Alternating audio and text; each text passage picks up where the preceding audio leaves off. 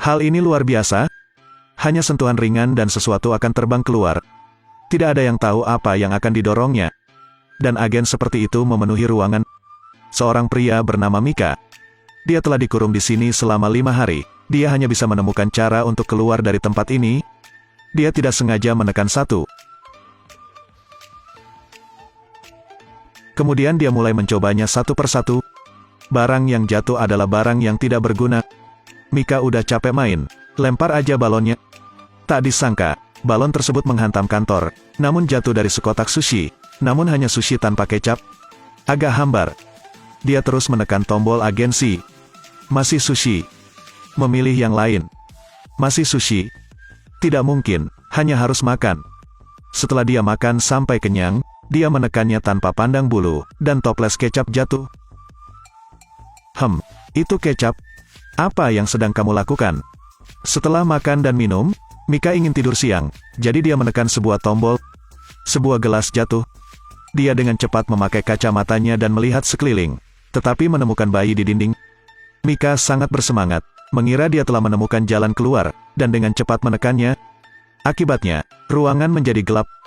Bagian belakang juga menunjukkan penghitung waktu mundur yang menakutkan. Mika tercengang, mulai menekan bermacam-macam. Alhasil, tombol-tombol di dinding perlahan menghilang. Kemudian monster besar keluar. Bau ini. Sejak itu, Mika tidak berjuang lagi. Lambat laun beradaptasi dengan kehidupan di sini. Mulai mengayunkan manga. Namun ketika ia selesai membaca jilid 5, saat ingin mencari jilid 6, ternyata jilid 7. Mika tidak percaya hantu menekan orang lain. Hasil episode 8. Tidak peduli bagaimana dia menekan, volume 6 tidak jatuh. Begitu dia menekannya, tiba-tiba sebuah pintu muncul di punggungnya.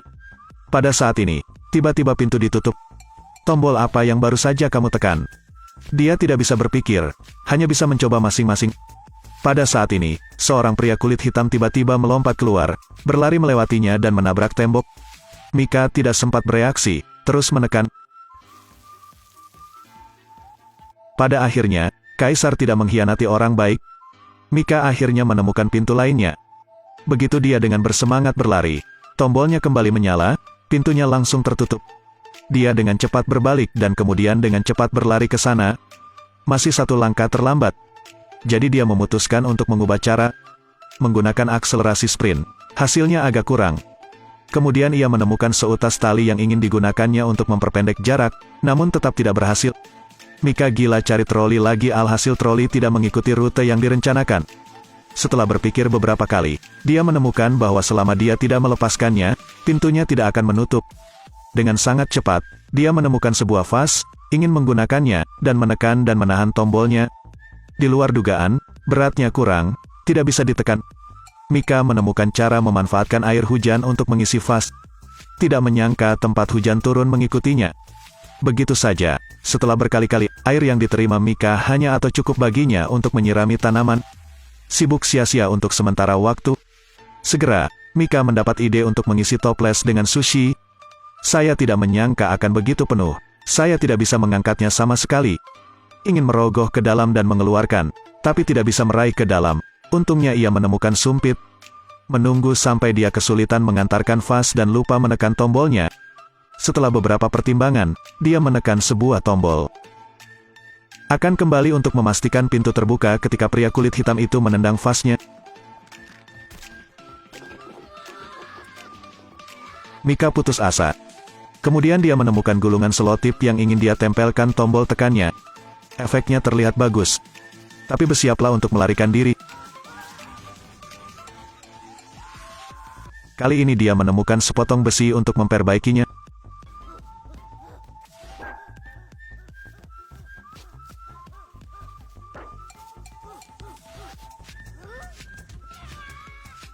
Mika perlahan mulai marah.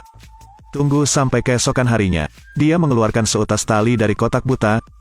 Mika sangat bersemangat memiliki tali ini. Kali ini menegaskan kesuksesan. Dengan sangat cepat, dia mengayunkan ayunan, mengayunkan dirinya sendiri, menemukan pintunya terkunci, membutuhkan kunci untuk membukanya. Melihat pintu hendak ditutup, dia segera berlari mundur dan hampir mematahkan pinggangnya. Dia dengan marah menendang dinding, tiba-tiba menjulurkan kuncinya. Dia hendak mengambilnya, tetapi dia tidak menemukan kuncinya. Mika bergegas kembali ke dinding tadi, mencoba mencari tombol kuncinya tapi dia tidak ingat yang mana. Hanya bisa mengandalkan memori untuk menekan secara acak. Kali ini, Mika berpikir dengan hati-hati, akhirnya menemukan tombolnya dan dia menandatanganinya. Tapi kuncinya terlalu jauh, tidak bisa sama sekali. Jadi dia mulai berpikir keras lagi. Pertama gunakan ayunan untuk mendapatkan kunci, lalu berhasil mencapai pintu dan kabur. Hasil karena kekuatan yang tidak mencukupi, tidak bisa mendapatkan kuncinya. Dia mencari saluran pembuangan.